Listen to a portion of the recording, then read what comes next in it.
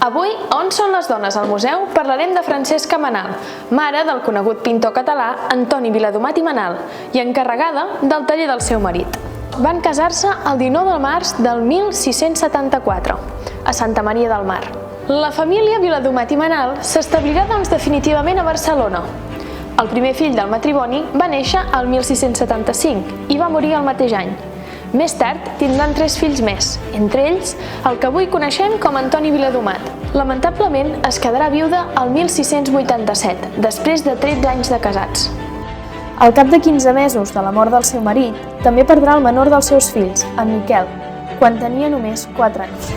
Tot i així, Francesca Manal continuarà fent funcionar el taller del seu marit, i és que efectivament, l'11 de juliol del 1688, ja actuant com a empresària, firmarà el contracte del daurat del retaule de Sant Pere Nolasc i Sant Ramon de Penyafort de la Catedral de Barcelona per 800 lliures. I així seguirà fins al sotrac de la que coneixem com la Guerra de Successió. El 22 de juliol del 1714, Francesca Manal va morir a causa del bombardeig de l'exèrcit felipista, essent enterrada a l'església de Santa Maria del Pi. Amb aquest petit vídeo esperem posar sobre la taula la possibilitat que algunes dones sí que d'una manera o altra van arribar a participar en la producció de l'art barroc català. No us perdeu els pròxims capítols!